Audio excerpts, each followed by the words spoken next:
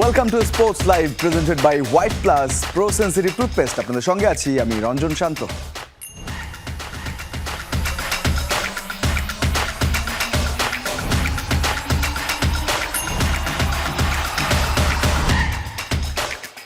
New Zealand সিরিজে day match হওয়ায় wicket কিছুটা স্লো হতে পারে বলছে বাংলাদেশ ও ব্ল্যাক ক্যাপ হেড কোচ। কিউইদের বিপক্ষে সিরিজে দলের ট্রাম্প কার্ড হতে পারেন নাহিদ রানা, কিন্তু সবার আগে নাহিদের ফিট থাকাটা নিশ্চিত করা হবে বলছেন ফিল সিমন্স। এদিকে নিউজিল্যান্ড হেড কোচ বলছেন বাংলাদেশ পেসারদের নিয়ে নয়, কন্ডিশন নিয়ে চিন্তিত ব্ল্যাক ক্যাপরা। নিউজিল্যান্ডের বিপক্ষে ঘরের মাঠের সিরিজকে সামনে রেখে লম্বা সময় ধরে প্রস্তুতি নিচ্ছে বাংলাদেশ। মিরাজ, শান্ত, লিটনরা এবার ফিটনেস, ফিল্ডিং, স্কিল সবকিছু নিয়েই কাজ করেছেন নিবিড়ভাবে। তবে ব্যতিক্রম কেবল ওয়ানডে স্কোয়াডে থাকা 5 ক্রিকেটার নাহিদ রানা, শরীফুল ইসলাম, রিশাদ হোসেন, তানজিদ তামিম ও মুস্তাফিজুর রহমান। তারা দলে যুক্ত হয়েছেন শেষ মুহূর্তে পিএসএল থেকে এসে। বিশেষ করে চলমান পাকিস্তান সুপার লিগে দারুণ বোলিং করে নজর কেড়েছেন নাহিদ রানা। তবে চাবাই এক্সপ্রেসের বিষয়ে সাবধানী সিমন্স।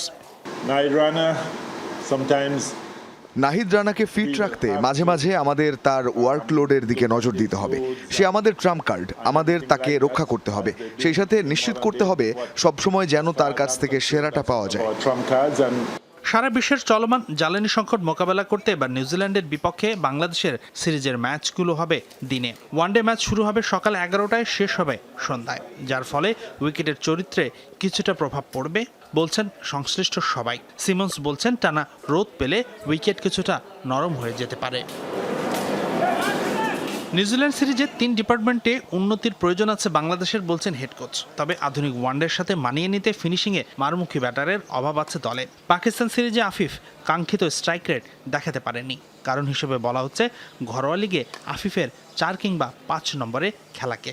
তবে সিমন্স এই সমস্যার সমাধান দেখছেন না সহসাই। Well, it seems like all our batsmen bat in the top order in domestic cricket. সমস্যা হলো বাংলাদেশের ঘরোয়া লিগে সব ক্রিকেটারই টপ অর্ডারে খেলে। আফিফ, অঙ্কন, মিরাজ সবাই কাউকে পাবেন না যারা 6-7 খেলে। তাই আমি নিরুপায় এই পজিশনে মানিয়ে নিয়ে সেরাটা আদায় করার বিকল্প নেই। তবে পাকিস্তানের সাথে শেষ সিরিজে লাস্ট 10 ওভারে ভালো করেছে দল।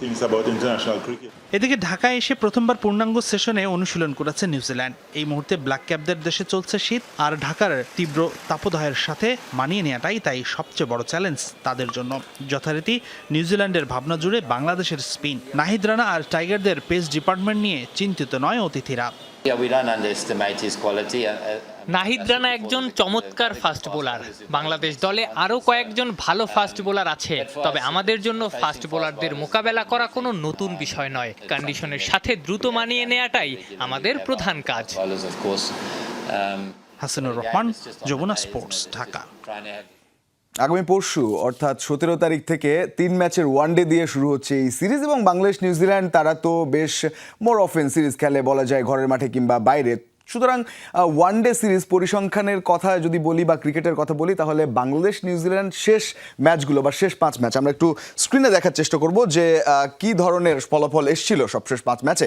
বাংলাদেশ নিউজিল্যান্ড শেষ 5 ওয়ানডের সবশেষটা যদি ধরা হয় তাহলে চ্যাম্পিয়ন্স ট্রফিতে ফেব্রুয়ারি 24, 2025-এ রাওয়ালপিন্ডিতে সেই ম্যাচটায় বাংলাদেশ 236 9 উইকেটে করে, নিউজিল্যান্ড 240 5 উইকেটে, 23 বল হাতে রেখে নিউজিল্যান্ড জিতে যায় 5 উইকেটে। তার ইমিডিয়েট আগের ম্যাচে যদি বলি তাহলে নিউজিল্যান্ড সফর করেছিল বাংলাদেশ নেপিয়ারে, তৃতীয় যে ম্যাচটা সেটা ডিসেম্বর 23, 2023-এ, এবং নিউজিল্যান্ডকে 98 রানে অল আউট করে দেয় বাংলাদেশ। দুর্দান্ত বল করেছিল সেদিন বাংলাদেশের পেসাররা এবং বাংলাদেশ 1 উইকেট হারিয়ে 99 রান করে ফেলে। 209 বল হাতে রেখে 9 উইকেটের একটা বড় জয় পায় সেই ওয়ানডে ম্যাচটায়।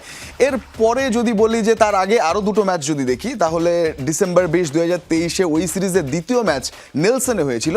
সেই ম্যাচটায় আবার নিউজিল্যান্ড জিতেছিল 7 উইকেটে, বাংলাদেশ 291 করতে পারে, নিউজিল্যান্ড 296, সেই রান টপকে যায় 3 উইকেট হারিয়ে। এই ম্যাচটায় সৌম্য সরকার 169 করেছিলেন, তিনি প্লেয়ার অফ দ্য ম্যাচও হয়েছিলেন। তবে ম্যাচটা জিততে পারেনি বাংলাদেশ। নিউজিল্যান্ড দলীয়ভাবে দারুণ ব্যাটিং করেছিল। নিউজিল্যান্ড ওই সিরিজের প্রথম ম্যাচে ডানেডিনে সেখানে আবার জয় পেয়েছিল ডিএলএস মেথডে 44 রানে, অর্থাৎ 239 করেছিল তারা। বাংলাদেশ 200 রানে শেষ করে তাদের ইনিংস। তো এই হচ্ছে আরও 2টো ম্যাচ। আমরা যদি সবশেষ ম্যাচের দিকে যাই এই 5 ম্যাচের, অর্থাৎ সবশেষ 5 ম্যাচের যে পঞ্চম ম্যাচটা সেটা ওয়ানডে বিশ্বকাপে চেন্নাইয়ে অক্টোবর 13, 2023 খেলেছিল বাংলাদেশ আর নিউজিল্যান্ড।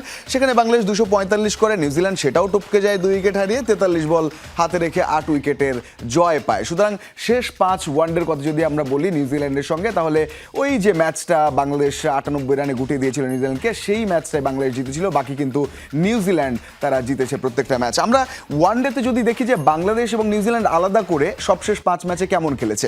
বাংলাদেশের সবশেষ 5 ওয়ানডে 15 মার্চ 2026, অর্থাৎ তারা গত মাসে পাকিস্তানের বিপক্ষে 11 রানে জয় পেয়েছিল। যে সিরিজটা ছিল 13 মার্চ, যে ম্যাচটা ছিল পাকিস্তানের বিপক্ষে 128 রানে হেরেছিল বাংলাদেশ ডিএলএস মেথডে, এবং 11 মার্চ পাকিস্তানের বিপক্ষে 8 উইকেটে বাংলাদেশ জেতে। অর্থাৎ 3 ম্যাচের সিরিজ ছিল পাকিস্তানের বিপক্ষে, 2-1 বাংলাদেশ সিরিজ জিতেছিল।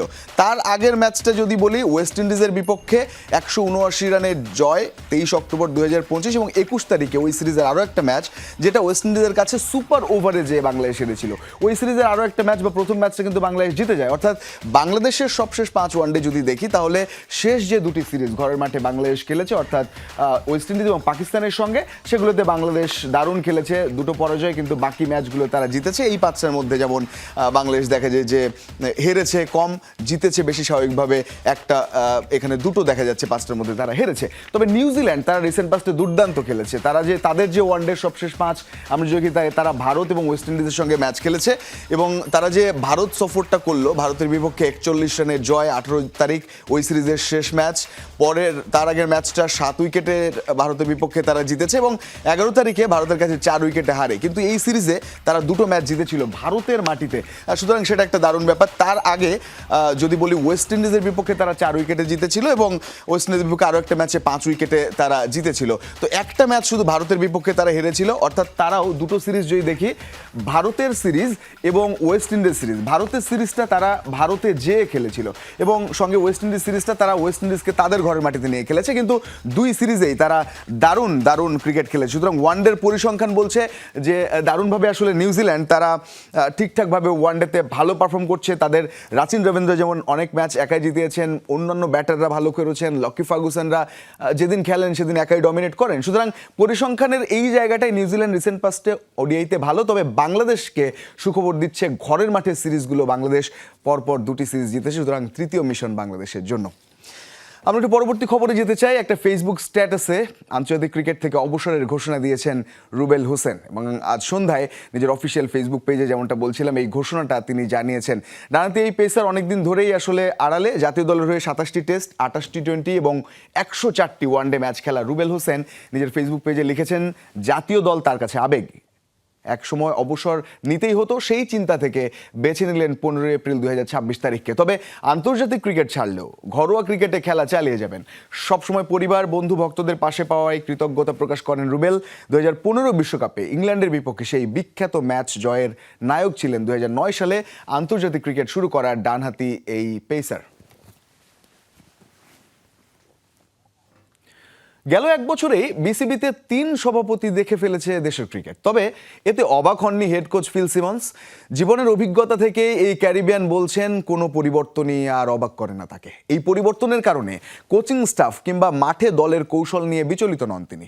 নতুন সভাপতি তামিম ইকবালের সাথে কথা বলেছেন সিমন্স, জানালেন আগের মতোই পেশাদারিত্ব রেখে এই কাজ করে যাচ্ছেন তিনি। আমিনুল ইসলাম বুলবুলের কাছে থাকা বিসিবি প্রধানের ব্যাটনটা এখন তামিম ইকবালের হাতে। মাঠের খেলা ছাপিয়ে এখন গণমাধ্যমে বিসিবির রদবদল আলোচনার কেন্দ্রে। কিন্তু যাদের কেন্দ্র করে বিসিবি, সেই ক্রিকেটাররা কিভাবে দেখছে বোর্ডের এই পরিবর্তন? ক্রিকেট বোর্ডে পরিবর্তন হলে অনেক সময় দলের ভেতরে তার প্রভাব থাকে, মানসিকভাবে অস্থিরতা তৈরি হয়। কিন্তু সিমন্স মনে করেন এই দলটা পেশাদার, নেতিবাচক কোনো মনস্তাত্ত্বিক চাপ ক্রিকেটারদের স্পর্শ করেনি। খেলোয়াড়দের উপর কোনো নেতিবাচক মনস্তাত্ত্বিক প্রভাব আমি দেখিনি, কারণ তারা সিরিজের প্রস্তুতির জন্য বরাবরের মতো কঠোর পরিশ্রম করছে। অনেক সময় নতুন বোর্ড এলে কোচিং প্যানেলে হস্তক্ষেপের ভয় থাকে, তবে সেই সংখ্যা উড়িয়ে দিলেন এই ক্যারিবিয়ান কোচ।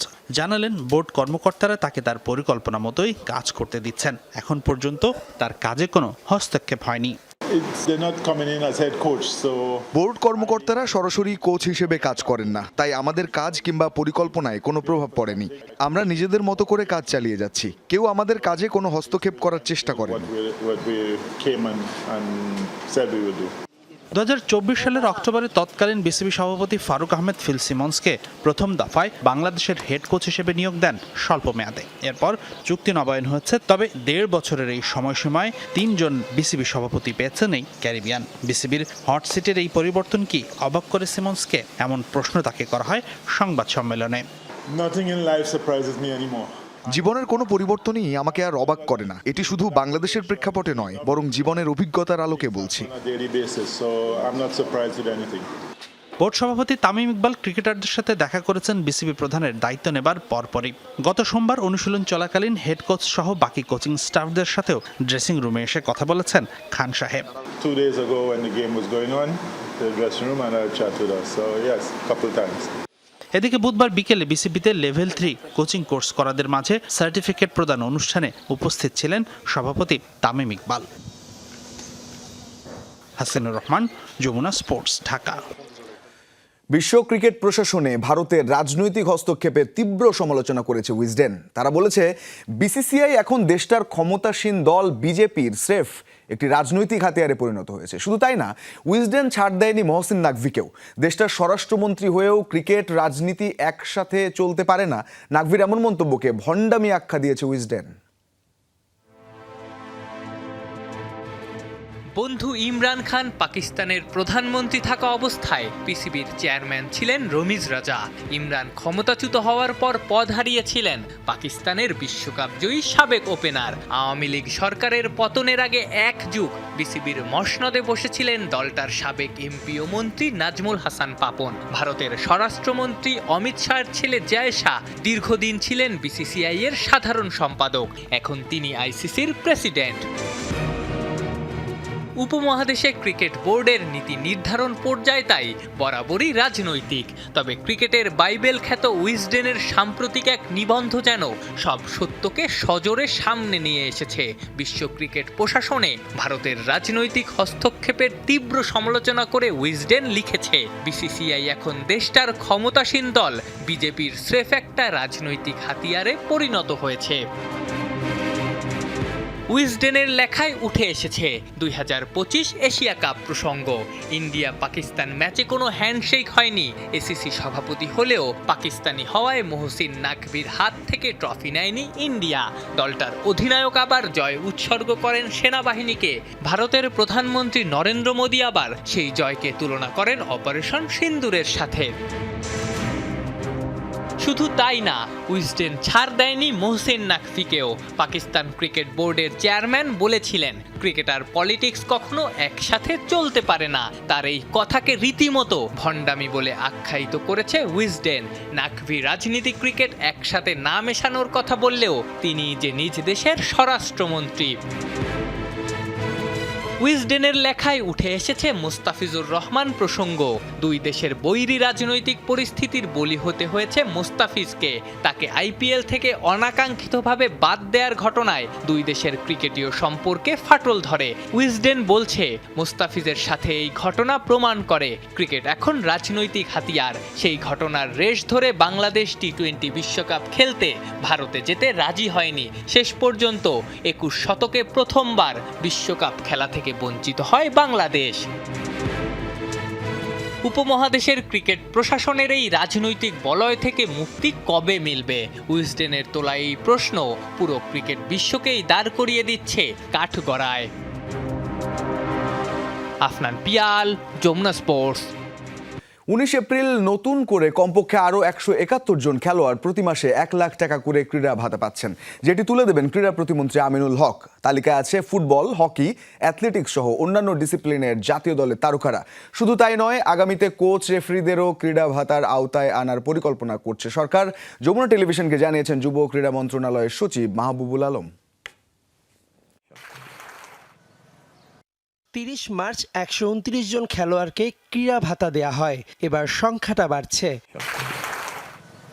19 এপ্রিল নতুন করে আরও কমপক্ষে 171 জনের প্রতিজনকে 1 লাখ টাকা করে দিবে যুব ক্রীড়া মন্ত্রণালয়, যার মধ্যে আছে বাংলাদেশের বড় 2 ফেডারেশন ফুটবল ও হকির নারী ও পুরুষ দলের জাতীয় দলের খেলোয়াড়রা। রবিবার সকাল 10টায় জাতীয় ক্রীড়া পরিষদের মিলনায়তনে ক্রীড়া কার্ড তুলে দিবেন ক্রীড়া প্রতিমন্ত্রী আমিনুল হক। ফুটবল পাবে, আন্তর্জাতিক পর্যায়ে একটা ফুটবল টিম পাঠাবে, অথবা সে কী পদ্ধতিতে সেই ফুটবলকে বাছাই করে সেই পদ্ধতিও কিন্তু এখানে অনুসরণ করতে হবে। আমাদের জন্য কিন্তু এ ধরনের একটা নির্দেশিকা আমরা প্রণয়ন করেছি এবং তার ভিত্তিতেই এই বাছাইগুলো হচ্ছে। ছেলেদের যে টিমটা, সিনিয়র টিমটা যে আপনার এশিয়ান গেমসে কোয়ালিফাই হয়ে আসছে, এই 18 জনের নাম আছে, এবং মেয়েদের যে 18 জন প্লেয়ার যারা আপনার কোয়ালিফাইং রাউন্ড খেলতে যাচ্ছে এদের নাম আছে।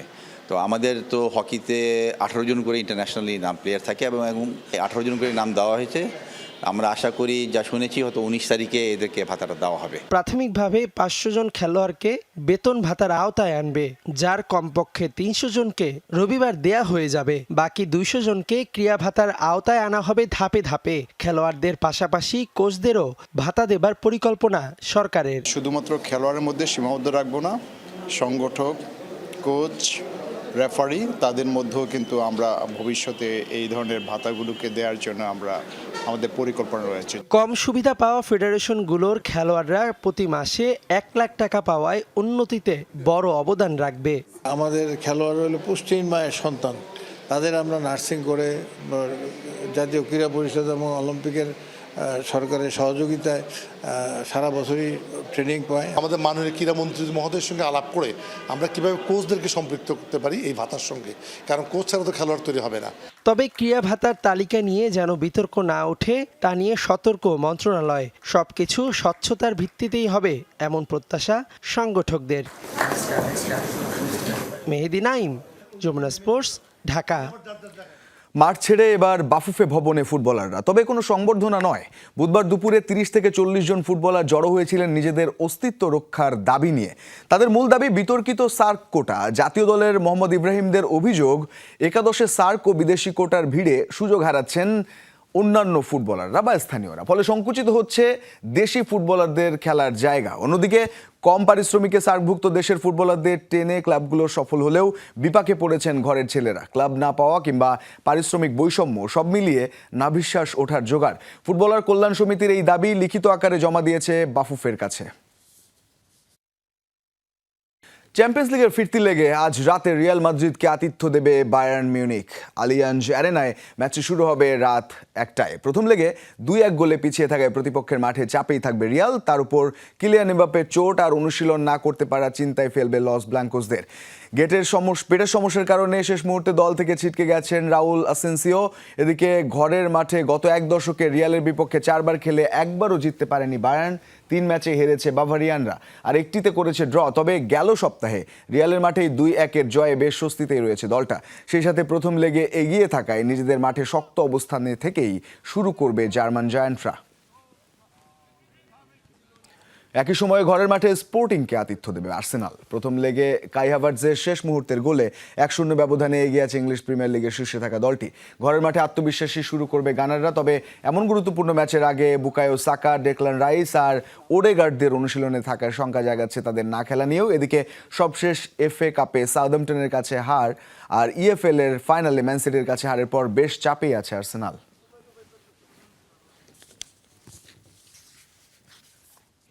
এই ছিল আজকের স্পোর্টস লাইভ। এতক্ষণ সঙ্গে থাকার জন্য ধন্যবাদ সবাইকে।